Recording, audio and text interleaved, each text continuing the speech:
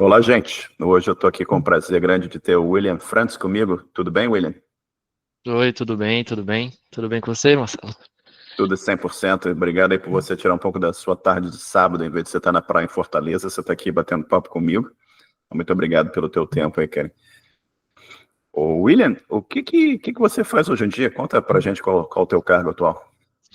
Bom, atualmente eu trabalho como software engineer, né?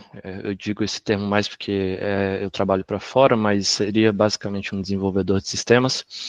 E eu trabalho de ponta a ponta em um time muito pequeno, então a empresa de certa forma é muito grande, mas o time é muito pequeno, que é um time que cuida da segurança de todos os jogos da empresa. E quando eu digo de ponta a ponta, é desde a parte ali, a entrada do funil, onde você se comunica com o nosso produto de segurança, até a parte onde você faz login, até a parte onde a gente faz o ETL de dados, né, que é extração, transformação e depois o processamento de todos esses dados, até a parte onde a gente faz meio que o nosso um backstage ali para os analistas que vão tomar de conta de cada caso, onde a gente tem um back-end, um front-end, uma interface para comunicação com eles, e até mesmo a parte de como a gente chama de regras de sistema, que seria o que a gente chama de banimento automático. Então, quando a gente detecta que alguém é uma pessoa suspeita e ela está usando de alguma coisa que influencia positivamente, né, dá uma vantagem para ela dentro do jogo, então a gente já consegue fazer um banimento automático. Então, todo esse sistema, quando eu digo sistema, você enxerga como vários sistemas, na real, porque nunca é só um monolitão, né? Então, a gente faz tudo de ponta a ponta, é um time ali de 4, 6 pessoas, hoje em dia. Então, basicamente isso. Em termos de linguagem de programação, eu mexo muito com Elixir, ainda voltado para o que tange a parte dos analistas. Então, eu criei um sistema lá em 2021 que era utilizando LiveView e Phoenix, que eu acho que eu até comentei no grupo lá com você. Sim, sim. E ao longo dos anos, né, esse sistema ele foi crescendo e sendo iterado e evoluído. Mas também muito trabalhei com a parte do C, do C++, do Go. A gente usa muito o Go para fazer questões de proxy, né? Então, coisas de comunicação, Nginx, etc. Bacana. Como que a gente faz a nossa comunicação. Então, é basicamente isso. Bacana demais. E você trabalha para Riot Games, não é isso? Isso. Bacana. Trabalho lá há 4 anos. Legal, legal. Antes da gente falar da tua evolução aqui, que eu sempre falo aqui, vamos voltar no tempo um pouco, não, bastante ainda, né? E deixa eu perguntar para você, como é que foi que tecnologia, como é que foi que computação e os computadores apareceram na tua vida? Bom, eu sou de 95, né? Então eu sou um pouquinho mais novo que você. Mas quando eu nasci já, eu tinha um tio que ele, na época, estava tendo essa popularidade de computadores, né? Aqueles Certo. primeiros computadores ali. E ele encontrou um jeito de trabalhar com isso. Então ele fazia manutenção. As pessoas compravam os computadores, às vezes precisava fazer uma manutenção aqui e ali, fazia com ele. Precisa formatar, fazer alguma coisa, ele fazia tudo. Então, à medida que eu fui crescendo, eu ficava muito tempo na casa dele e ele me mostrava os jogos, né? Alex Kidd, que era quase que ali o paralelo do Mario, só que com outros personagens, Donkey Kong, etc. Então, tipo, eu fui pegando muito disso, até mesmo o Doom, né? Que acho que Doom é de 95, acho que em 97, 98 eu tava jogando já. E era um jogo de terror pra mim na época, né? Então foi meio que assim que entrou na minha vida, essa questão da computação. E aí, com o tempo, eu fui criando aquela curiosidade, que eu acho que é o que bate em todo mundo, né? De tipo assim, pô, se isso aqui roda, como que funciona, né? Então, acho que foi bem nesse estilo que entrou pra mim. Perfeito. E é incrível também como você falou que você é um pouco mais novo que eu, você é só metade da minha idade, só.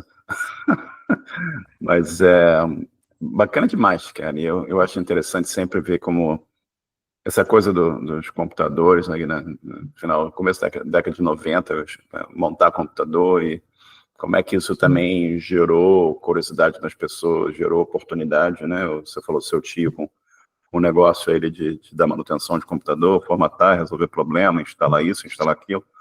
Como é que isso gerou, e é bacana ver como é que isso gerou curiosidade em você também, né? E a partir daí começou já a tua evolução no aprendizado do que você precisou aprendizar para chegar onde você está hoje. Isso é incrível, né? Mas como é que foi? Você morava em Fortaleza já nessa época? E como é que foi o teu ensino básico? Como é que foi o teu ensino médio por aí? Então, eu nasci em Porto Alegre, no Rio Grande do Sul, Certo, mas eu vim morar em Fortaleza em meados de 2006, mais ou menos. Então, eu passei uma última parte ali do meu ensino fundamental e do ensino médio em Fortaleza e depois na certo. faculdade, né? E, cara, tipo, eu dei muita sorte de. Eu sempre estudei em colégio público. Uhum, E eu dei muita sorte de ter passado por colégios muito bacanas, onde tinha tipo um certo investimento você tinha aquela sala de multimídia, né? O certo. pessoal chamava, então você tinha ali vários computadores para você estar fazendo às vezes uma aula de inglês, uma aula de alguma coisa específica, né? Como montar um PowerPoint, né? Alguma coisa voltada para esse tipo de conteúdo. E E aí, nisso, foi uma das primeiras oportunidades que eu tive, que foi de brincar com computadores, que foi porque a gente tinha um grupo de colegas que estavam montando a chapa do Grêmio Estudantil, né? E eles tinham lá um planejamento de, pô, a gente vai ter aqui esse Grêmio Estudantil e a nossa ideia é conseguir adequar mais aulas de tecnologia, coisas voltadas para o computador, etc. E eu já pensei assim, pô, é uma oportunidade. Nem gosto disso aqui, mas vou me entrar aqui no meio aqui para ver se eu consigo participar. E aí disso foi só história, né? Começa aquele negócio de, um computador aqui deu problema, a primeira coisa que a gente fazia, reiniciava, não funcionou, tirava a memória RAM e passava borracha, sabe? E aí vai fazendo todos aqueles clichês de antigamente, tira os cabos, dá uma sopradinha, bota de novo, tira a BIOS, bota de novo, reseta todo o sistema. Então essa foi a parte de tecnologia do ensino fundamental que eu tive e do ensino médio também. Mas uma questão que para mim sempre foi muito interessante, da questão de curiosidade, é que, por exemplo, no ensino médio a gente tinha aulas de física, né? Então, ali o professor passava os cálculos, as fórmulas, e normalmente física e matemática é muito problema de fórmula, né? Você tem Certo. um problema, você aplica uma fórmula. E eu lembro que nessa época do ensino médio eu estava muito vidrado com programação já, e, e eu fiz um programa assim em JavaScript para fazer cálculo da distância entre dois pontos e mostrei isso pro meu professor. O professor ficou louco, cara. Ficou assim, caramba, como é que isso aqui funciona? Tu digita aqui um negócio, ele calcula a distância entre dois pontos. Aí eu falei para ele, não, você só apliquei a fórmula que você mostrou aqui, ó, só que no código, aí mostrando a formulazinha para ele, sabe? Cara, isso é sensacional, né, cara? E esse professor se interessou mais ainda pela tecnologia, pela programação? Mais ou menos, porque ele já era meio, acomodado ali no que Certo, ele fazia, então ele achou sensacional, mas ele não quis tocar para frente para ele, sabe? certo, entendi. Mas é bacana que o aprendizado que ele compartilhou com você chegou para você e você foi lá e, pô, deixa eu botar isso aqui na linguagem de programação. E JavaScript foi o teu primeiro contato com uma linguagem de programação? Eu diria que sim, porque ah, é uma mescla na real. O JavaScript Certo. foi porque naquelas épocas ali dos anos 2006, 2007, Uhum. tinha uma firula muito grande de ficar adicionando efeito em site, né? Tanto que teve a época lá Certo. que o Stack Overflow tinha aqueles piscos, assim, ficar brilhando e saindo coisa. Tu entrava num site, às vezes, que tu mexia o mouse e ficava saindo partícula do mouse enquanto tu arrastava o mouse. Todas aquelas firulas e eu achava aquilo muito legal. Então, JavaScript foi uma das primeiras, Legal. mas teve outras mesclas aí de 2009, 2010, que eram linguagens já, tipo, só voltadas para jogos, como, por exemplo, Lua, que é a linguagem Sim. brasileira que a gente tem, POM Script, que é uma linguagem que ela é voltada só, tipo, ele te dá um interpretador e tu implementa isso onde você quiser. Certo. E na minha época de criança, eles implementaram isso para fazer um servidor multiplayer de GTA, por exemplo, que não existia na época. Então você conseguia criar um servidor multiplayer de GTA usando POM-Script ou então Lua, sabe? Então essas foram as minhas primeiras experiências, eu diria. Bacana demais, cara. Como é que foi a ida para a faculdade? Como é que você escolheu para onde você queria ir? Como é que você entrou na faculdade? E como é que foi a experiência da faculdade propriamente dita? Eu acho que já estava muito fácil a decisão do nicho a seguir ali, por conta do que eu já estudava e já tinha muito, já tinha um carisma muito grande com isso. Mas acho que a maior dúvida era sempre qual que é a diferença de engenharia da computação para ciência da computação, ou então para análise e desenvolvimento de sistemas, ou então para sistemas de informação, porque na época que eu estava entrando na faculdade, teve esse boom de milhares de cursos não tecnólogos, tecnólogos, Certo. e então isso, acho que essa foi a maior dúvida. E eu, sendo bem sincero, eu chutei, sabe? Tipo, eu botei ciência da computação num vestibular e engenharia no outro, e eu passei no de ciência e eu falei, vou entrar nesse aqui então. Mas eu só fui entender a diferença mesmo quando eu estava lá, quando eu estava Certo. fazendo a faculdade, que aí eu fui entender a diferença. Mas isso sempre foi um negócio que eu acho que é até é meio que um dom, né, pra galera de fora, tipo, você não é ensinado sobre o que é cada coisa, né? E mesmo que você tenha aqueles eventos que colégios costumam fazer de feira das profissões, as feiras das profissões normalmente elas não te ensinam, não te mostram, né, a profundidade do que é engenharia versus ciência, né? Então, acho que esse sempre foi um dos problemas que eu vi, sabe? Uhum. É por aí mesmo, né, cara?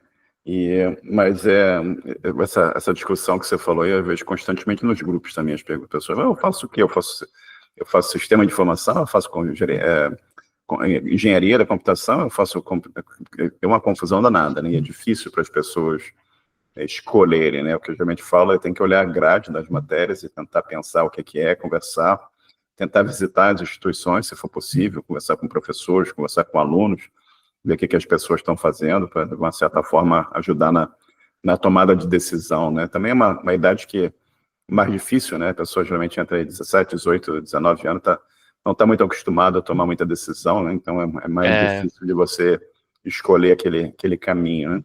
Mas como é que foi a experiência para você da faculdade? O que te trouxe, né? O que contribuiu para formar você e te ajudar na tua carreira? eu acho que na questão da ciência da computação me ajudou muito. Eu tive excelentes professores, né, que eram muito bons explicando, e às vezes você percebe que a faculdade de ciência da computação, quando você está fazendo ela numa faculdade grande, por exemplo, às vezes o curso tende a ser um pouco defasado, né, eles explicam usando um Java 8, enquanto você já está no Java 25, né, mas uma coisa que me agregou muito foi a forma como as explicações eram passadas. Então, tipo, você consegue ver, às vezes, de uma perspectiva diferente, de uma coisa que você via num vídeo no YouTube, de uma coisa que você leu num blog post. E eu acho que quanto mais perspectivas você tem sobre o mesmo problema, melhor fica a sua lógica de raciocínio, sabe? Como que Hum. você se entende dentro dessa área. Então, isso sempre agregou muito para mim. E além disso, uma coisa que eu gostava muito também era as oportunidades de pesquisa, né? Bolsa de pesquisa, sempre tinha pesquisas que eram muito interessantes e voltadas para performance, como que eu consigo fazer com que um pacote de dados que é trafegado pela rede contenha a maior quantidade de informações possíveis para que eu tenha uma economia. Ao invés de mandar muitos pacotes, eu mando 2 pacotes com muitas informações, e isso faz com que a rede se torne um pouco mais rápida, né, para trafegar informações. Então, tipo, esse tipo de coisa sempre me agradou muito. A parte mais rocket science, sabe? De Certo. trabalhar com coisas que envolveriam muito pensamento, sabe? Que não seria somente a programação em si, mas isso seria 10% escrevendo código, 90% pensando naquele problema e tentando resolver aquilo, né? Então, acho que isso Perfeito. foi o que mais agregou para mim, sabe? E eu participei de uma faculdade, né? Tipo, eu fiz uma faculdade num canto aqui em Fortaleza que é bem renomado, e ela possui muitos professores de pesquisa Hum. internacional. Então, tipo, isso Bacana. também fez um positivo para mim, também foi algo positivo para mim, sabe? Sempre tinha Uhum. pesquisa muito interessante, né? Acho que, não que tenha alguma coisa a ver com o meu conteúdo, né? Mas a Unifoc, foi onde eu estudei, eles tiveram o primeiro desenvolvimento daquela pesquisa de tratamento para queimaduras de terceiro grau, se não me engano, com pele de Caramba. tilápia, né? Caramba. Então, Então, isso é algo que agrega muito, sabe? Você está participando de uma pesquisa ali, conhecendo pessoas.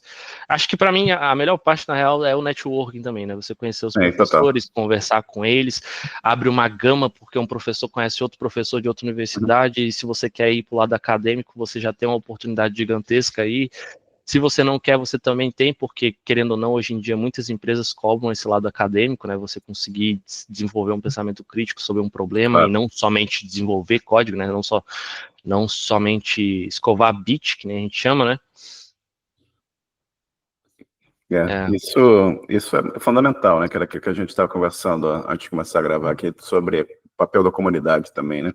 E como é que a comunidade em Fortaleza tem eventos frequentemente, as pessoas se encontram para conversar, contar o que está fazendo, organizam apresentações, como é que funciona isso por aí?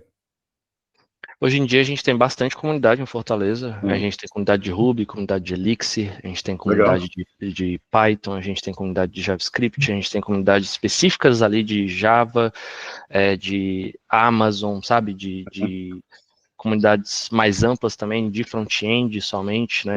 Ou então, às vezes, eventos dessa comunidade de front-end que engloba outras áreas também, outros quesitos. Então, eu diria que hoje em dia está muito bom e os eventos são normalmente bem grandes, né? Tipo, por exemplo, o evento de front-end que teve ano passado que eu participei, bateu em torno ali de 1.000 pessoas, foi algo muito interessante.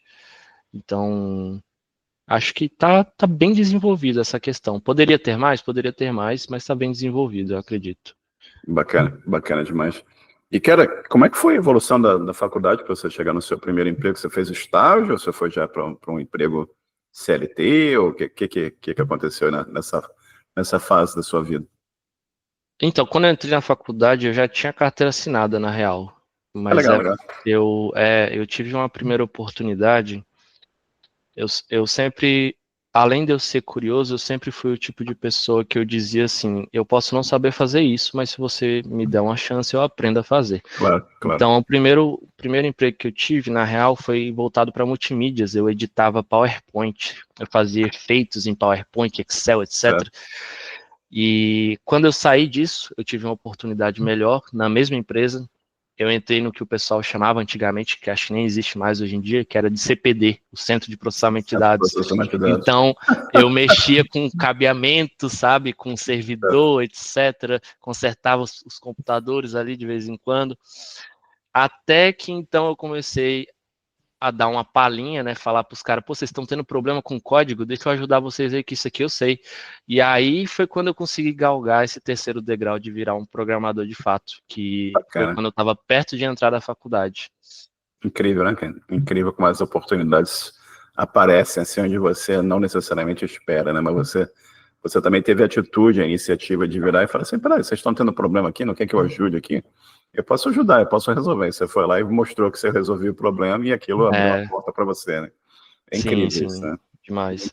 E aí, quando eu entrei na faculdade, eu já estava, né, meio que engatilhado nisso. Foi até um ponto positivo, porque as primeiras disciplinas da faculdade, que são muito voltadas para a lógica de programação, algoritmos, estrutura de dados, isso foram coisas que não me deram tanta dor de cabeça, por essa vantagem, esse privilégio que eu tive antes.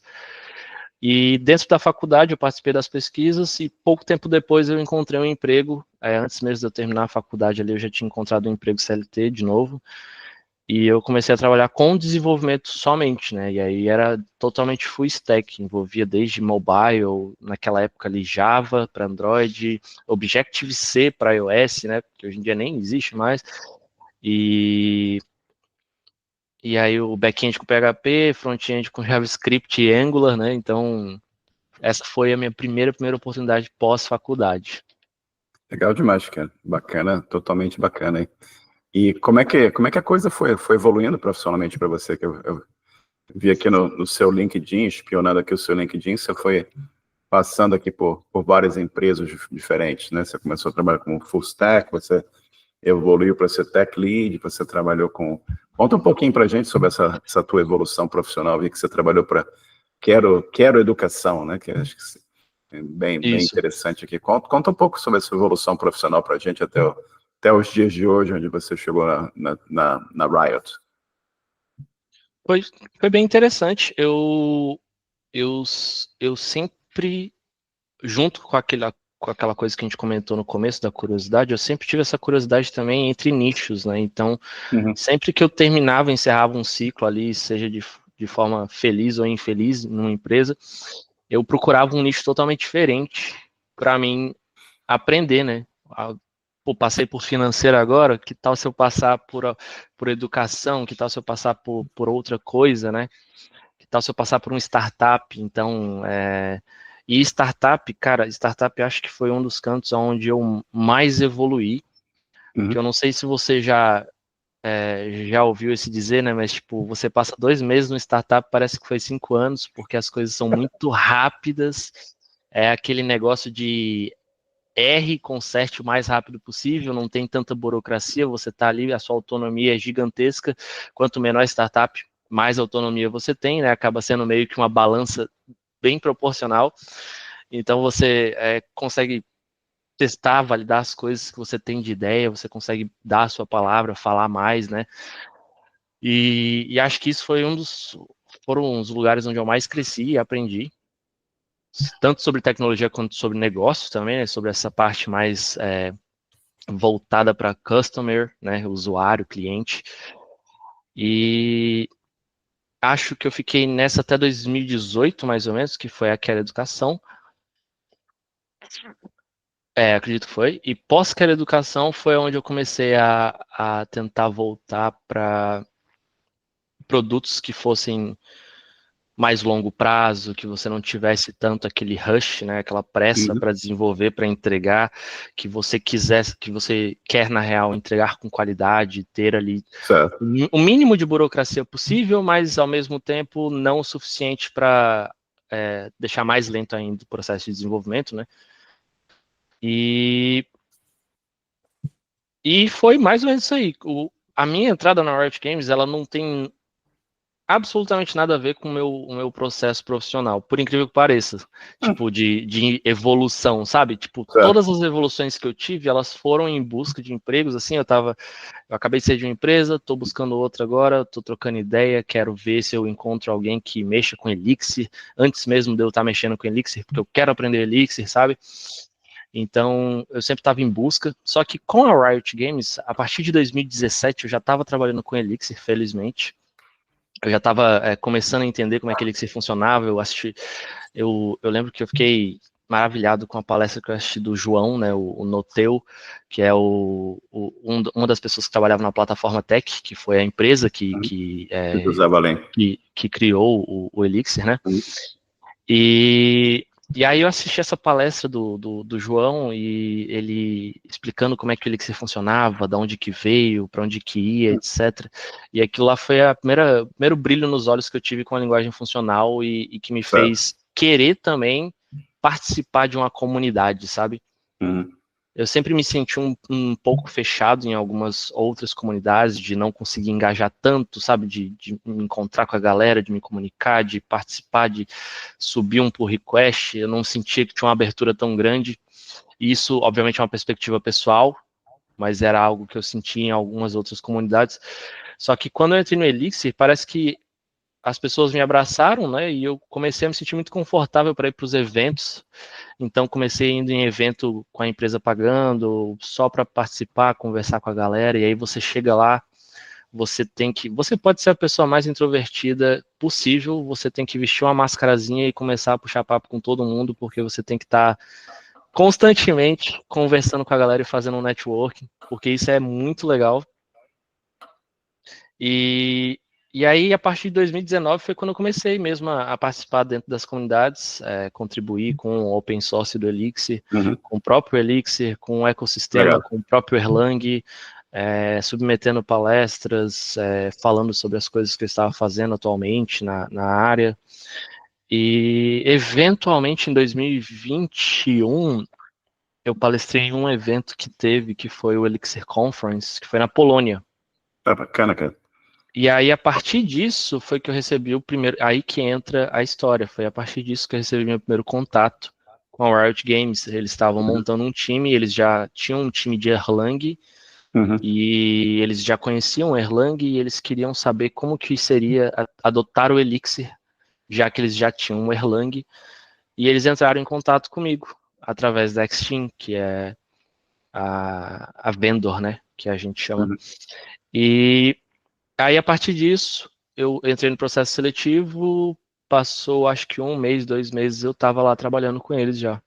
Sensacional. Então essa foi a minha entrada pela Riot Games, foi totalmente comunidade, totalmente tá participando, networking, contribuição, palestras. Tá, às vezes você não precisa nem, quando a gente fala às vezes, né, de estar participando, o pessoal acha que tem que estar submetendo palestra ou estar contribuindo, né, com o open source. Mas às vezes, cara, você botar sua cara a tapa ali e dizer, deixa eu ajudar na organização do evento, nem que seja fazer uma coisa simples, já é uma coisa gigantesca, sabe? Já vai conhecer gente também. Já vai conhecer gente, já vai estar participando, o pessoal já vai lembrar do seu nome, pô, vai ter outro evento, vamos chamar o fulano, que fulano é gente boa, tá participando, é dedicado, esforçado.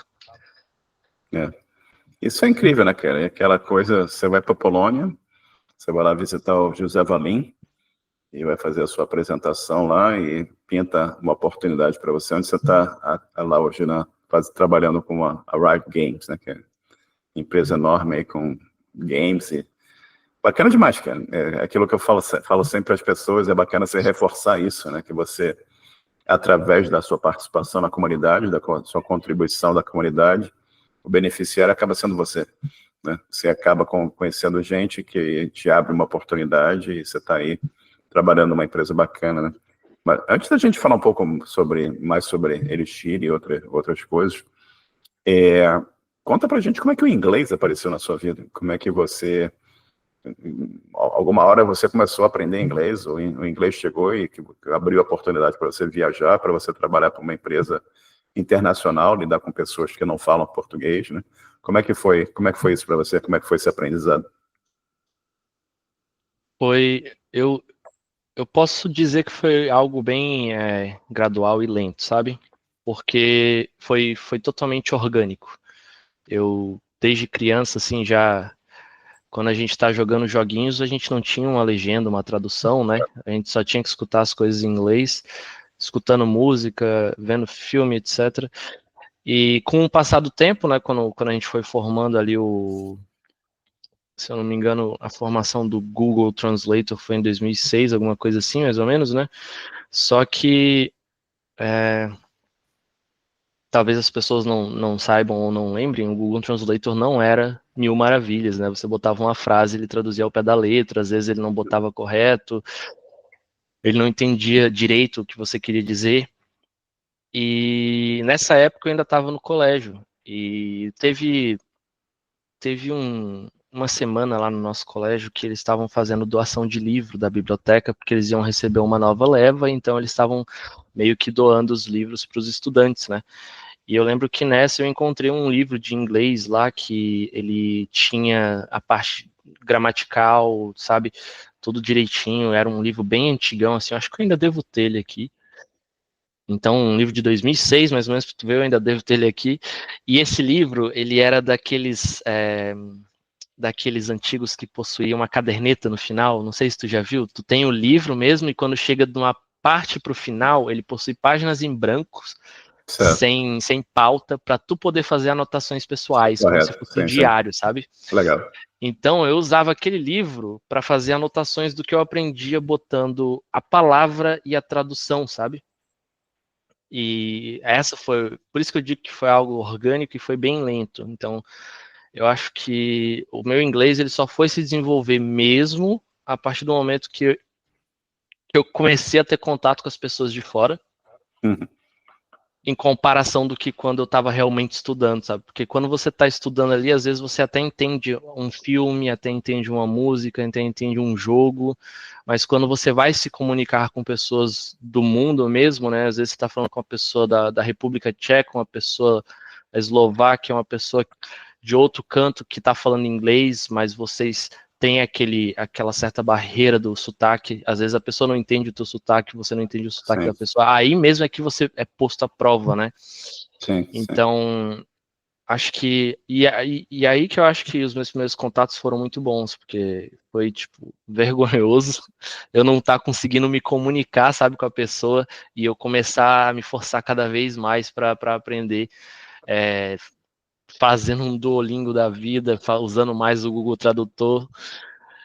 E eu tive uma oportunidade, acho que em 2018, de ir para a Áustria.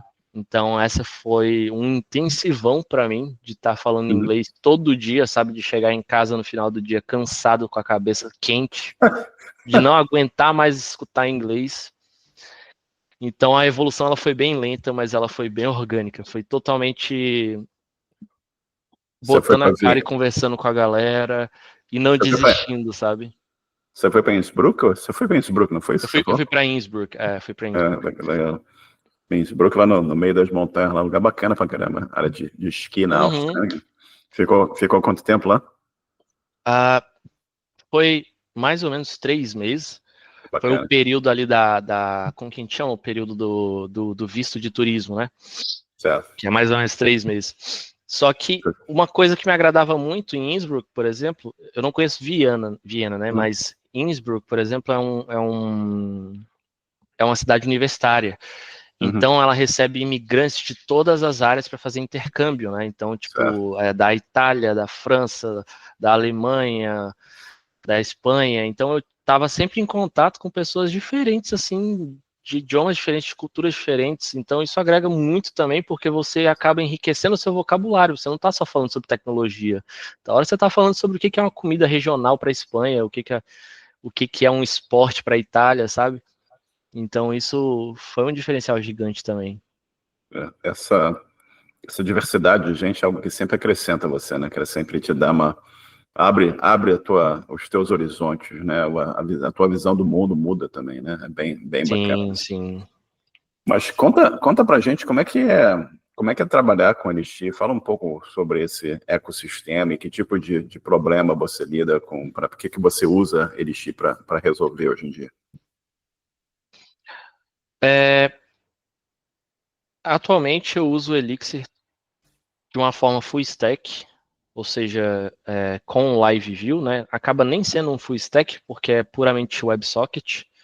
Então é aquela questão de você acessa o seu browser, na hora que você entra lá no website, vai ter uma chamada HTTP para o meu back-end, e essa chamada vai estabelecer um WebSocket, e a partir disso é somente transação de informação no wire, né, que a gente chama pelo fio. Ou seja, você clica em algum botão, esse botão ele tem um efeito de enviar uma mensagem no WebSocket, o WebSocket vai para o back-end manda uma mensagem de volta com a atualização, né, o diff, né, meio que o diff do que tem que atualizar no site para você poder ficar atualizado. E o Elixir entrou para mim na minha vida como mais uma linguagem de programação que brilhou muito meus olhos, porque tinha tudo que eu adorava antigamente, né? Tipo, metaprogramação é uma coisa que é muito forte no Elixir, era uma coisa que eu usava muito em C, em C++, em C não, em C++, e eu adorava isso. Então quando eu vi isso no Elixir, eu falei, caramba, isso aqui é sensacional, você consegue fazer uma DSL ali do jeito que você quiser, só usando metaprogramação em Elixir, né? Talvez seja interessante explicar, mas metaprogramação, para Sim, quem não sim. sabe, é uma forma de você criar, o pessoal costuma dizer que é gerar código que gera código, né? Mas na real nada mais é uma forma bruta de dizer que você está criando um código, que esse código ele vai ser executado em tempo de runtime para você sempre. Então você vai ter um código que ele vai só ser transformado lá na hora do runtime, né?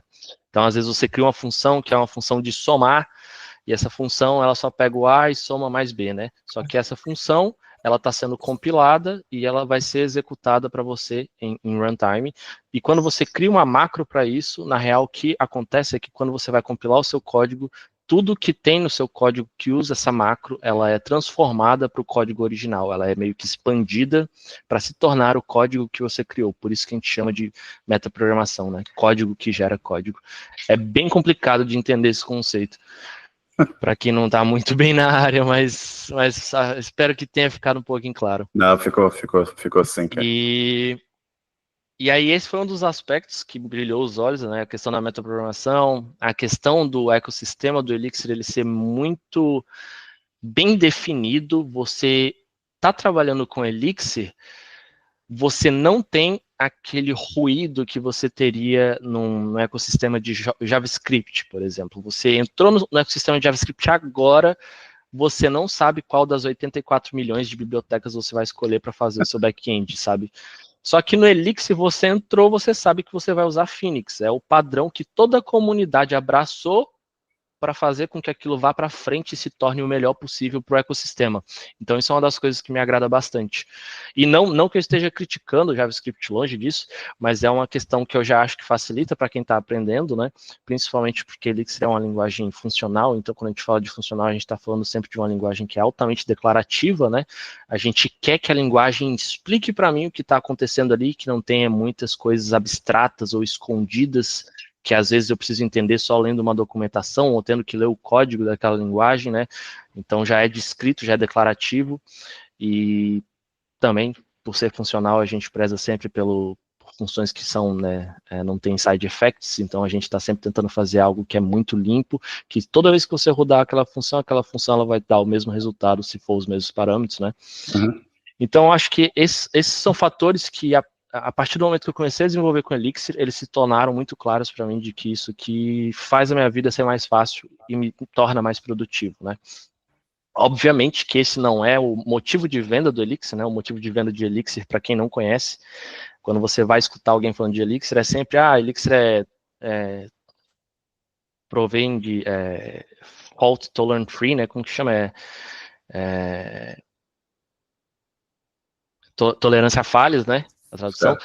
Elixir tem a tolerância a falhas, Elixir é uma linguagem distribuída, Elixir é uma linguagem que você consegue trabalhar tanto no paralelo quanto concorrente, Elixir é uma linguagem que possui processos muito leves, né? Então, quando você está trabalhando com Python, você precisa instanciar um processo novo para fazer alguma coisa em paralelo, você está instanciando um processo, às vezes, que é um processo de gestão operacional, tem a troca de contexto, tem o peso de você iniciar aquele processo novo, tem o peso ali do processador fazendo round robin com outros processos que já estão disputando, etc. E quando a gente fala de criar um processo em Elixir, nada mais, nada menos é do que você tem já a máquina virtual do Elixir, e aquele processo ele é criado dentro da máquina virtual do Elixir, dentro de uma das instâncias que estão rodando do escalonador preemptivo do Elixir. Uhum. E é muito simples, leve de criar, porque você não tem troca de contexto, tem nada, esse processo é criado, e quando ele for precisar ser executado, ele é chamado de executado, né? Nada envolve o sistema operacional, então acaba sendo, por isso que o pessoal fala muito sobre essa questão de distribuição, né, de ter processos leves, mas esse é o motivo pelo qual o Elixir é vendido. Uhum. Só que hoje em dia, a gente usa tanto o Elixir para coisas complexas como para coisas simples também. Eu, por exemplo, eu uso muito. Então, se eu preciso fazer um back-end, às vezes é um back-end que não precisa ter distribuição, escalar verticalmente, horizontalmente, eu não preciso ter microserviços, às vezes eu estou fazendo um negócio bem simples, eu vou estar usando Elixir do mesmo jeito, pelos motivos que eu citei, de ser uma linguagem mais declarativa, simples, você vai estar lidando com uma linguagem que tem uma documentação maravilhosa, você abre o terminal ali, você aperta H, escreve o nome da função, ele já te printa toda a documentação da função, sabe? Como se fosse um man, quando você roda no Linux, né? Do manual. Então, tipo, acho que eu uso muito mais pela questão da facilidade, da experiência de desenvolvimento que isso virou para mim, sabe? E pelo conforto também, né? Não dá pra ir longe disso. E você hoje está usando o Elixir para lidar com problemas de anti-cheating em games, né? Pra quem está tentando trapacear e coisas do gênero, né? E você falou no começo da conversa aqui que a tua equipe tem 4 ou 6 pessoas. E vocês estão trabalhando tanto em Elixir como em Golang também, né? Isso, o time ele é dividido em aspectos mais críticos, então pessoas que lidam extremamente com o kernel driver que a gente tem, que roda no client side, que é o sistema do anti-cheat mesmo, que está rodando no computador, e as pessoas que a gente chama de plataforma, que mexem com todo o resto dessa pipe, né, dessa pipeline. Então, o Elixir, ele entra aí como sendo o mecanismo que a gente usa para fazer todo o processamento de dados e também toda essa distribuição dos sistemas, né, tipo, a gente é responsável por trabalhar com todos os sistemas da Riot Games, por exemplo. Se alguma pessoa fez login em algum jogo, seja no League of Legends ou seja no Valorant, esse login ele precisa ser validado pelo meu sistema para que a gente garanta que o anti-cheat está rodando na máquina da pessoa. Então, isso já é um ponto de bottleneck, né, que eu posso dizer assim, se o nosso sistema não estiver funcionando, a gente tem que ter um feature flag ali para habilitar e dizer assim, não, se o nosso sistema não está online, tem que ter um modo de manutenção onde você só bypassa, né, e vai para outro, já faz o login direto. Então, tipo, esse é o ponto do Elixir onde a gente usa, toda a conexão de todos os sistemas da Riot. Você clica no botãozinho lá de encontrar partida, por exemplo.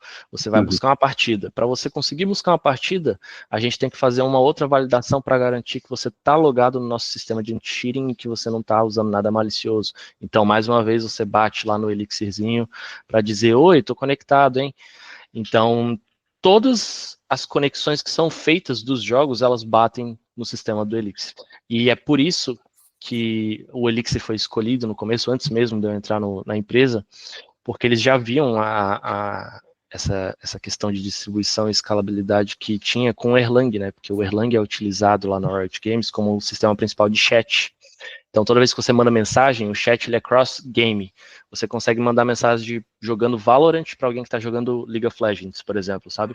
Ou, às vezes, a pessoa nem está jogando nada, mas ela está online no aplicativo da Riot. Então, ela consegue receber uma mensagem de alguém que está jogando alguma coisa.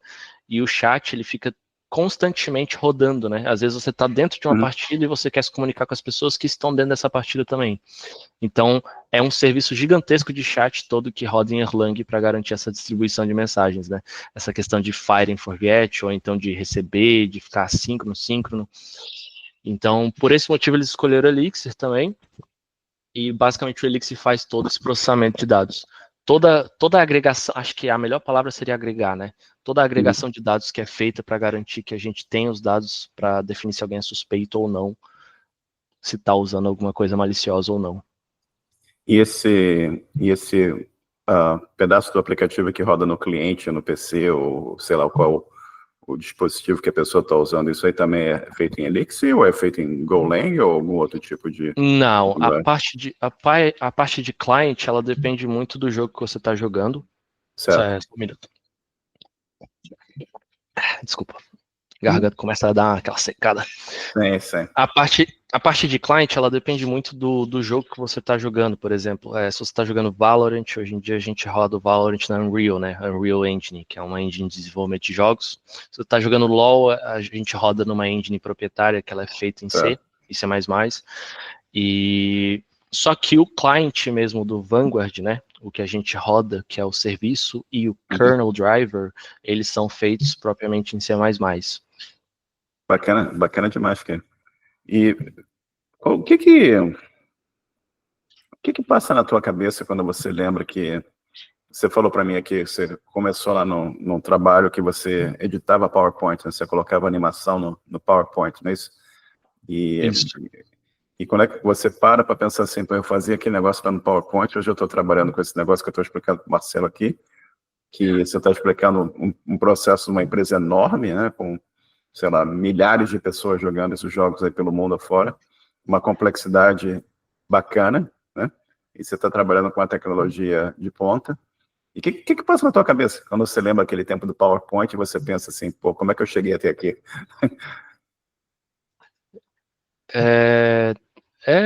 Isso é aquela discussão, cara, que me deixa embaralhado até hoje também, comigo mesmo, sabe? Porque eu fico pensando assim, se eu jogasse uma moeda pra cima 5 vezes, ia sair 5 resultados diferentes, bicho. É Eu incrível, né? fico imaginando, se eu voltasse no tempo, eu não estaria aqui, sabe? Eu estaria em outro canto, talvez até melhor ou até pior, mas estaria em outro canto. Eu acho que eu não acertaria essa, até pelo fato do que a gente conversou, que não existe receita de bolo, né? Exato. Então, qualquer coisinha que eu fizesse diferente, talvez eu não estaria aqui mais, tá ligado? Então, eu fico abismado com aonde eu cheguei, porque a Riot Games ela entrou na minha vida um pouco depois, porque eu tinha muitos amigos que que gostavam muito dos jogos deles, né? Então, por exemplo, na época da pandemia, ali em 2020, a gente não tinha nada para fazer, cara. Tinha que ficar trancado em casa, tá ligado? E a galera chamava, pô, vamos jogar tal jogo. E eu, pô, não gostava dos jogos deles, né? E aí eu comecei a jogar com os amigos nessa, de ficar em call em Discord, conversando, etc. Passou um tempo, passou um ano da pandemia, eu comecei a trabalhar com eles. E eu jogava os jogos deles, né? Então, tipo, só esse período curto de um ano já me deixou embaralhado de tipo, caramba, olha onde eu cheguei, sabe? Aí imagina pensar nessa do PowerPoint. Nossa, é muito longe, eu não consigo nem imaginar, sabe? Eu fico todo embaralhado, bicho. É incrível, cara. E pensa o seguinte também, eu vou te jogar uma aqui. Como eu falei para você, eu tenho dúvida da tua idade, né? Então, imagino tudo que você ainda vai fazer nos próximos 30 anos aí, até você chegar na minha idade. E com alguma sorte, você chega bem mais bonito que eu. Mas, cara, conta pra gente. A gente falou sobre comunidade e você falou que tem várias comunidades. Você mencionou a comunidade de Elixir aí. Que tipo de evento você tem em Fortaleza e outras comunidades? Se a pessoa está ouvindo a gente aqui, quem está ouvindo a gente agora aqui está falando, porra, esse negócio é legal, o cara está na Riot, ou que eu quero aprender Elixir, eu quero me envolver com a comunidade. O que você recomenda para essas pessoas que estão interessadas em Elixir? Onde é que elas começam? Onde é que eles buscam informação sobre essa linguagem, essa comunidade, esse processo todo que tu descreveu para a gente aqui? Pô, muito bacana essa pergunta. Essa questão da comunidade, a gente tem sim uma comunidade de Elixir aqui, tanto Erlang quanto Elixir, de certa forma, mas a gente costumava fazer evento mensalmente, né? Então a gente sempre trazia pessoas diferentes de outras regiões, às vezes de São Paulo, às vezes de fora do Brasil mesmo, para palestrar. E agora, atualmente, a gente está com uma frequência reduzida de eventos, mas o organizador principal ele já tinha comentado que ele está interessado em voltar a fazer uns mini meetups mais de conversa casual, ao invés de uma palestra específica, sabe? Mais meio que uma conversa de mesa, que eu acho um formato muito bacana também, sabe? Para você conseguir compartilhar exatamente o que você falou, ao invés de só ficar escutando, você também compartilhar a sua cabeça, né, o que você está pensando, se você já começou, não começou, o que você usa, se você tem interesse, e até mesmo fomentar o networking, né? E qual foi a segunda parte da pergunta? Me perdi um pouco aqui. Se alguém quer começar nessa área, sim. onde é que você recomenda que eles olhem o que está disponível, e o cara está em Fortaleza ou não está em Fortaleza, como é que ele começa a estudar, que tipo de portal está disponível, documentação. Você falou, eu sei que Elixir tem um website, tem um monte de coisa aqui, mas o que você recomenda para onde é que a pessoa comece? Instala o Elixir na máquina, começa a usar o Elixir, o que você recomenda que a pessoa faça? Não, perfeito. O Elixir, ele é uma comunidade que cresceu muito rápido, né? Desculpa. E aí, o que aconteceu? Eu acho que como toda comunidade que tem, assim, esse abraço muito grande, acaba tendo muito blog post, né? Tanto blog post individual daquelas pessoas que hosteiam seu próprio blog post, né? Quanto coisas do Medium, do Dev2, né? Ou então blogs que são específicos para Elixir. Isso aconteceu muito nesses últimos anos de pandemia. Então, existe um GitHub, se não me engano, que é o Elixir for Noobs, né? Que é da série do For Noobs mesmo, que eles têm de várias linguagens de programação, e uma delas é Elixir, que eu acho que foi fomentada por um colega meu, que é muito bom. E, se eu não me engano, tem conteúdo em português lá. E existe o Elixir School, que é um projeto de desenvolvedores de Elixir, que eles formaram um grupo lá e eles fazem um podcast focado em Elixir, mas também tem esse website onde é um formato blog que eles todo mês chamam uma pessoa diferente para fazer um blog sobre Elixir, e tem desde a parte básica, né, como se fosse um livrinho, até a parte mais complexa ali, etc. E tem conteúdos também que vão de Erlang, e eu não acho que Erlang seja a linguagem mais amigável em termos de sintática para pessoas que estão começando na área agora, mas eu acho que Erlang é uma linguagem maravilhosa, pessoalmente falando. E tudo que o Elixir faz, o Erlang faz também, e inclusive a interoperabilidade das duas linguagens é maravilhosa, você consegue chamar Erlang dentro do Elixir, então vale a pena você também dar uma olhada no Erlang, se você estiver querendo entrar nessa área, porque eu acho que a parte mais difícil do ecossistema de Elixir não é você aprender a linguagem, isso é uma coisa que eu converso constantemente com as pessoas, o problema é que o Elixir ele resolve problemas que outras linguagens só resolvem com bibliotecas ou com muita infra. E para você conseguir fazer isso, o Elixir ele te dá essa possibilidade, mas ele não vai fazer tudo para você. Então você precisa saber como que funciona essa questão de escalabilidade, como que funciona essa questão de distribuição, mensageria, comunicação entre processos, né? Você tem uma mailbox de um processo para outro que vai ficar armazenando as mensagens. Querendo ou não, apesar de você estar falando que Elixir é distribuído, se você spawna um processo, né? Se você cria um processo novo e você fica tolando ele de mensagem, nada mais você está fazendo do que tendo somente um processo que está enfileirando várias mensagens e tal hora esse processo vai dar um timeout e vai estourar. Então, por mais que o Elixir te dê todo o ferramental, ainda exige que você tenha esses conhecimentos. Então, às vezes, não é somente a linguagem, né? É muito mais das questões e dos conhecimentos externos. Mas sim, tem o Elixir School, tem o Erlang for Zombies, se eu não me engano, que é um conteúdo extremamente gratuito, e é um livro mesmo, gigantesco sobre Erlang. Tem o Elixir for Noobs, do pessoal de uma comunidade que eu não vou lembrar o nome agora, mas tem no GitHub isso, você consegue ver os desafios lá e todos os conteúdos. E fora isso, se você procurar pela hashtag no DevTool, você encontra muito conteúdo, inclusive conteúdo meu em português também, sobre Elixir. E aí, a melhor forma de começar, cara, é você botar a mão na massa, você ir tentando ali, talvez, abrir aqueles desafios de Lit Code, alguma coisa, e tentando resolver aquilo, né? E se envolver com a comunidade também, né? Começar a conversar com as pessoas, falar, tô com esse problema aqui, o que eu faço para resolver esse problema? Como é que eu começo aqui? Como é que eu faço isso? E sempre fazer perguntas, né? Sempre perguntar, sempre tentar se envolver com a coisa. Bacana demais isso. Essa área de tecnologia é uma coisa incrível, né, cara? A quantidade de problemas que você usa a tecnologia para solucionar, né? Desde geração de novas proteínas, novos materiais, tem de tudo que você possa pensar e imaginar, né? Você falou que você trabalhou com várias áreas, tipo finanças e educação, você está trabalhando com gaming, tem tanta área diferente que a tecnologia está sendo usada aqui, é incrível isso. E por falar em tecnologia, como é que você está vendo a evolução da chamada AI, ou a Generative AI, como é que você está usando AI, qual está sendo o impacto no teu trabalho, na tua experiência geral, e como é que você vê a evolução da AI em geral? A gente começou a usar IA no trabalho, né, só respondendo logo essa parte, a gente começou a usar recentemente, porque estava ainda naquele processo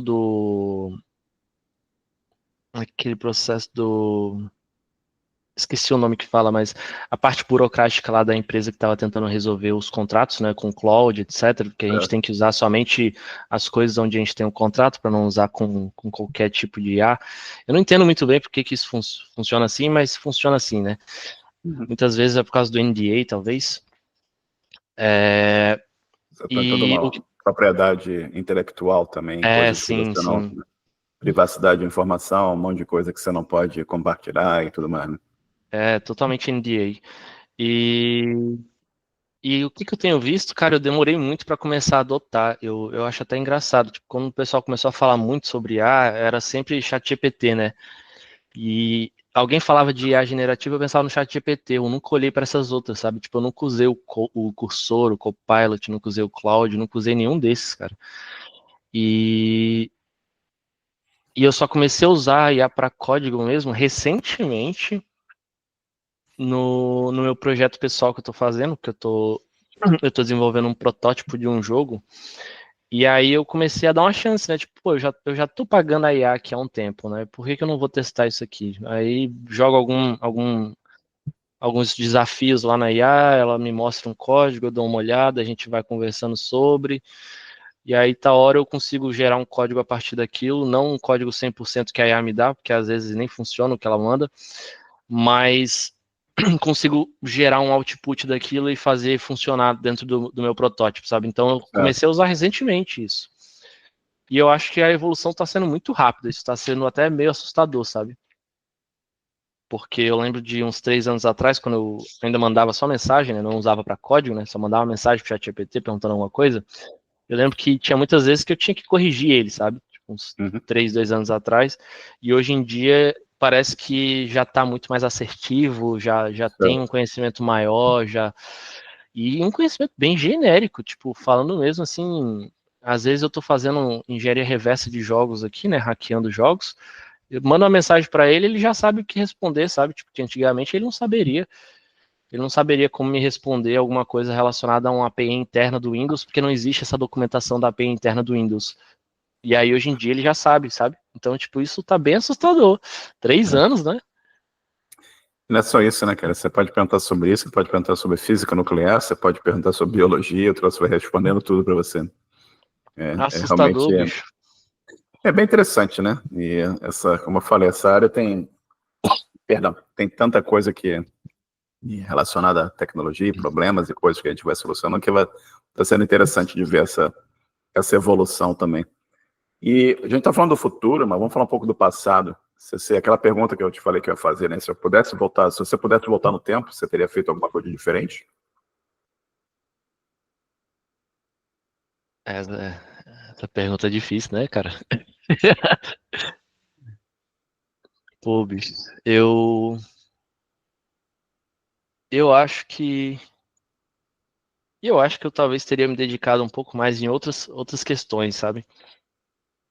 Eu sempre fui uma pessoa que eu gostei muito de desenvolvimento de jogos, mas eu sempre tive um certo medo de não ir pra frente essa área, sabe? Acho que você tá multado. E aí eu sempre tive medo de não ir pra frente essa área. Eu lembro que eu comecei a mexer com engenharia reversa, né, de jogos Certo. em 2012, 13, quando eu entrei na faculdade, porque eu achava muito legal isso, né? E aí o que acontecia? Tinha certos jogos que você não conseguia mexer neles porque não tinha uma API pública, né? Igual eu te falei, né? Não tinha um plugin ali com Lua ou com Palm Certo. Script. E aí o que eu fazia? Eu fazia uma engenharia reversa e criava uma APIzinha básica para eu conseguir mexer no jogo do meu jeito, tá? Do jeito que eu queria. E, e eu achava que isso não tinha futuro, porque eu não conseguia enxergar, né, a imensidão disso. E hoje em dia é engraçado pensar que a galera que trabalha comigo, inclusive eu, tipo, são pessoas que já tinham experiência prévia com isso. Tem gente que trabalha comigo que o foco do cara era hackear jogo. E aí o Certo. cara foi contratado para fazer o processo inverso agora, tá ligado? Proteger o jogo. Proteger o jogo, fazer o que ele fazia, só que do outro lado, né? Sim, sim. Ou seja, ele já tá adiantando o que os caras que vão tentar hackear vão fazer, e ele já vai lá e bota alguma coisa engatilhada para que quando a galera lança, ele já lança o contra, tá ligado? E aí fica essa briga de gato e rato. Exato.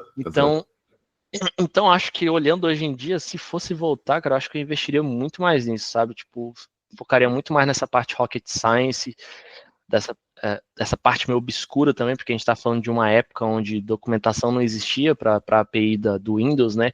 Ainda não existe até hoje, querendo ou não, né? A gente tem as documentações sobre o Windows 32 e algumas coisas, mas a gente não tem documentação nenhuma sobre o NTDLL, né? Que é a API mais básica lá, nativa do Windows. Então, isso foi uma coisa que sempre me agradou, sabe? Tipo, mexer com coisas desconhecidas. Então, acho que eu focaria muito mais nisso se eu fosse voltar. Bacana demais, cara. É sempre interessante, como eu te falei antes da gente começar a gravar, né? É sempre interessante ver o rosto das pessoas quando eu faço essa pergunta. Você faria alguma coisa diferente? A pessoa para assim, dá aquela refletida, né? É muito bacana ver esse processo, a pessoa passando por esse... Parece que a vida da pessoa passa assim na mente dela em alguns segundos, né? Bem bacana Sim, de ver isso. sim. Bem legal mesmo. E, cara, uma pergunta que eu entrevistei a Jessica Nathany, Nathany não, Nathany como eu falaria, Nathany, um, antes de eu entrevistar você, ainda não publiquei o episódio dela, mas ela me sugeriu uma pergunta interessante que daqui em diante eu vou perguntar, e você é o primeiro que eu vou perguntar aqui. Até não sei por que eu não fazia essa pergunta antes, mas vamos lá. O que você gosta de fazer quando você não está na frente do computador? Ou talvez não está na frente do computador, não está na frente do videogame, o que você gosta de fazer? Ah, eu sou muito. Eu sou muito. Eu não sei nem se a palavra é essa, mas eu sou muito cinéfilo, sabe? Tipo, eu Legal, adoro cara. zerar o catálogo do Netflix, por exemplo. Eu tenho o Netflix, o Prime Video, a HBO, a Disney Plus, tudo assinado aqui. E aí, todo dia de noite, eu tenho o costume de assistir alguma coisa, né? Mas tem dias específicos onde eu não ligo o computador e eu passo o dia todo só na frente da televisão assistindo coisa. É muito engraçado. Tipo, eu saio de um filme e já vou para outro, às vezes vendo a filmografia de um ator, por exemplo. Esse dia eu estava vendo a filmografia do Ethan Hawke. Legal, cara. Então eu gosto Legal. muito disso. Bacana, bacana, bacana demais, cara. Muito, muito legal mesmo. E, cara, como a gente estava conversando lá, a gente tem uma comunidade grande lá nos programadores, tem um grupo no Telegram com 4.000 pessoas, né? E as perguntas são as mais diversas possíveis, as dificuldades pessoais são as mais diversas possíveis também. E gente pelo Brasil afora, gente em Moçambique, gente em Angola, gente em Portugal, gente pelo mundo afora também. E todo mundo tentando começar ou tentando ter uma ideia de para que caminho seguir. O que conselhos você daria para essas pessoas que estão tentando entrar, tentando entender se a área é para elas, tentando entender a diferença entre o sistema de informação, como e mesmo como chama? E caramba, falhou a CPU aqui, sistema de informação, engenharia de computação e as várias outras faculdades da área, né? E o que você falaria para essas pessoas? Que tipo de recomendação você teria para elas? Essa pergunta ela é sempre difícil de responder, né? Porque não existe uma receita de bolo, mas uma coisa que eu gosto muito de falar, que eu falo para as pessoas com quem eu converso normalmente, é que, na minha opinião, a melhor forma de você criar aquela faísca para você gostar, que esse, querendo ou não, é o problema fundamental, né? Eu não sei se você teve esse problema quando você estava começando, mas eu desisti de programação umas 5 vezes. Uhum. Eu comecei, tentei, chegava uma hora que eu falava, isso aqui não é para mim, bicho. Aí desistia, tá ligado? Então, acho que a melhor forma de você criar o gosto para você, de fato, se você for desistir, você vai voltar de novo depois. A melhor forma de você criar o gosto é você tentar associar aquilo a alguma coisa do seu dia a dia que você curte, sabe? No meu caso, quando eu era mais novo, eu sei que hoje em dia o tempo é muito escasso, né? Mas no meu caso, quando eu era mais novo, eu associava muito a jogos, associava muito a coisas que eu queria fazer, etc. Então, pô, você curte fazer alguma coisa, tenta associar, né, mesclar a programação dentro daquilo, criar uma curiosidade, talvez, né? Pô, eu curto isso aqui, como é que será que isso aqui é feito, né? Se você, hoje em dia a informação ela é muito bem exposta e diversificada, se você pesquisar você vai encontrar como que a empresa fez aquilo, quais são as tecnologias que estão por trás, como que funciona, até mesmo conversando com a IA, que nem a gente conversou, né? Sim. Então, e outra coisa também é sempre estar abusando no bom sentido da comunidade, né? Se você está Uhum. lá participando da comunidade, o pessoal vai estar sempre trocando ideia com você, vai estar sempre respondendo suas perguntas, e não existe vergonha nenhuma em você fazer pergunta. Na real, é Exato. melhor ainda para você estar participando e conhecendo pessoas novas, trocando ideias. Às vezes você não sabe se você vai estar falando com alguém agora que daqui a pouco vai ser seu colega de trabalho, vai ser seu colega de empresa, você monta uma parceria com a pessoa, vocês dois têm alguma ideia junto, né? Então, essa parte do network é fundamental. Mas acho que o meu conselho primário mesmo é você criar essa faísca de gosto, né? De Uhum. você encontrar algo que vai te prender na nossa área e ver como que você faria isso aos poucos, sabe? Criando uma coisinha aqui, uma coisinha ali. E isso também vai te direcionar para você encontrar o que que você quer trabalhar dentro da área, né? Uma coisa que eu via muito na época da faculdade, eu entrei na faculdade em 2013. Eu via Uhum. muita gente que entrava na faculdade com aquele mesmo pensamento. Pô, joguei Pokémon, achei da hora, vou entrar na faculdade para desenvolver jogo. Passava 2 meses, o cara trancava a faculdade. Não gostava, não tinha visto antes, não tinha tentado nada, não curtiu, Certo. achou que era meio difícil, pô, muita matemática, não sei, né? Então acho que antes mesmo de você pensar na faculdade, pensa mesmo em criar esse gosto. Eu acho que é isso. Pensa Certo. mesmo Certo. em desenvolver o seu eu dentro dessa área. Aquela coisa da curiosidade também, né? Você tem que ter a curiosidade de Total. entender as coisas também. Bacana demais, cara. E o que você tem de recomendação em termos de livro, música, filmes, jogos ou qualquer outra coisa que você goste, que você gostaria de recomendar aqui para a comunidade? Não necessariamente de tecnologia. Perfeito. Nossa,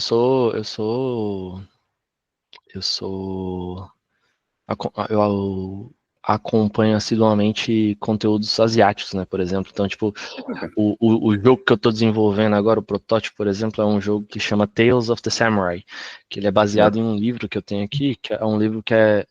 Deixa eu ver... Acho que ele tá aqui, deixa eu pegar ele aqui. Uhum.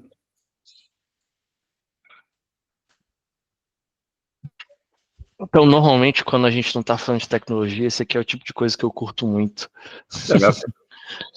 Coisas voltadas, inclusive na parte de filmes, eu adoro assistir filme relacionado àquela época dos samurais, né, o Japão antigo, como que era. Então, não sei se você já viu um filme que tem do Tom Cruise, de 2005, eu acho, que é o The Last Samurai. Deixa eu ver. Filme maravilhoso, tipo, os atores ali todos falando japonês, Tom Cruise tá hora aprendendo e falando japonês também, tipo, bem desenvolvido, muito legal. Então, curto muito isso. E acho que de jogo vai ser no mesmo ritmo também, cara. Nossa, eu adoro os jogos hoje em dia que são muito voltados para Souls-like. Não sei se você já viu esse estilo, né? Aquele jogo que é muita trocação sincera ali, ou você bate ou você morre. Então, um dos jogos que eu tenho, que eu jogo muito aqui é o Sekiro. Legal, cara. E acho que é isso. É engraçado ver porque quando não se fala de tecnologia, muita parte minha é voltada para samurai. Tanto que eu tenho umas katanas aqui, não sei se dá para ver. Eu consigo ver lá atrás, sim. Cara, você falou que é cinéfilo, o que você está assistindo no momento? Tem alguma série que você está assistindo? Ou algum filme que você está... Eu acabei de zerar a série do Shogun. Não sei se você já viu essa série. A original? Não, a nova que teve, eu acho que da Disney Plus, se não me engano. Não, não vi não. Ficou muito legal, muito legal. Mesmo ambientação impecável, tipo, os detalhes, todo mundo falando japonês, aquela história dos imigrantes, né, que antigamente só tinha Portugal, porque Portugal tinha dividido o território com a Espanha, e aí vem uns holandeses e uma galera da Inglaterra chega no Japão, e aí os japoneses descobrem que o mundo não é só português, né, não é só Portugal. Muito da hora. Essa é bacana demais, cara. E é uma série que, incrivelmente, por incrível que pareça, apesar de ser uma série sobre o Japão naquele período de samurai, é uma série muito política, que envolve muito essa guerra meio que fria ali dos portugueses tentando dominar os japoneses, e os japoneses pensando que estavam dominando os portugueses por causa da questão de troca, né? Não, eu te dou seda, tu me dá moeda. Então é muito mais político o negócio, né? E é muita tensão, é muito plot twist, é bem legal. E, cara, eu tenho um backlog enorme de série, tem tanta coisa. E eu gosto muito de assistir ficção científica, né? Então tem sempre alguma coisa de ficção científica que eu tô assistindo. Inclusive, tipo o quê? Tô assistindo Foundation, não sei se você conhece, da Apple. E eu li os livros, a trilogia. É uma trilogia escrita por um autor, né? Chamado Isaac Asimov. E eu li essa trilogia, foi um presente de aniversário que eu recebi na 1986, quer dizer, tem tempo, tu não era nascido ainda. E eu li os livros e a Apple lançou a série, tem 3 temporadas já, acabaram de renovar a temporada 4, ontem foi o último episódio da temporada 3, eu não assisti ainda. E é fantástico, cara, os atores são muito interessantes. A história, basicamente, é o seguinte, tem um Império Galáctico, né, com um monte de planetas e civilizações diferentes, mas... E tem esse império controlado por imperadores que eles morrem, mas eles são clonados, entendeu? Você tem aquele imperador, o imperador vive para sempre, mas através de processo de clonagem. E lá um belo dia, um matemático aparece, ele cria uma ciência chamada psicohistória, e ele vem para os imperadores e fala o seguinte: olha, o império minha ciência aqui está prevendo que o império está em decadência e vai, sei lá, daqui a 1000 anos, esse império aqui não vai existir. e vai levar 10 mil anos para ele voltar a ser o que era, entendeu? Mas através dessa ciência que eu criei, eu consigo reduzir essa regeneração do Império em 1000 anos em vez de 10 mil anos. E daí tem toda uma coisa que acontece em torno dessa confusão toda, cara, é incrível, entendeu? São países não, planetas diferentes, né? Pessoas diferentes, e alienígenas e outras coisas diferentes. Todo um ecossistema intergaláctico, entendeu? Para quem gosta dessas coisas, é um prato feito. Para quem não gosta, fica longe. Não, parece muito interessante. É interessante, sim. Vale a pena. Dá uma olhada na primeira season, se você tiver acesso, e ver se você gosta. Tem feito propaganda dela nas minhas entrevistas aqui, que realmente é bem, bem legal. E, cara, a gente até conversando aqui há mais de uma hora. Tem alguma pergunta que eu não fiz que você gostaria que eu tivesse feito?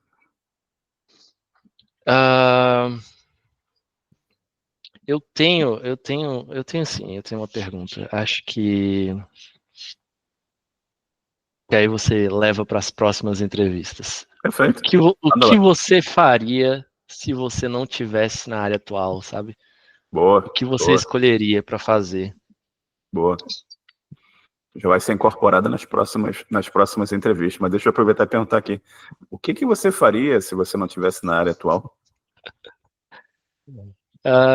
Eu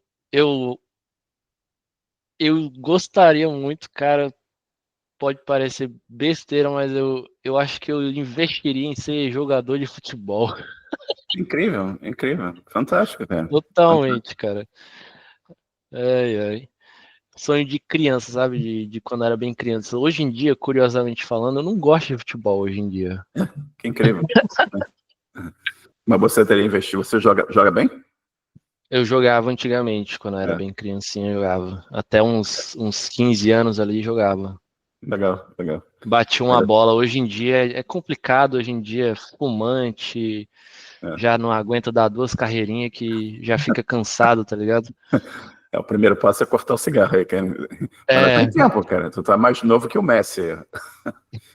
Mas a gente tem a mesma idade, né? Não, eu tenho 32, eu acho, não sei. Eu não tenho certeza que idade que ele tá. Acho que ele não tá mais velho que 32, não. Tem que olhar isso.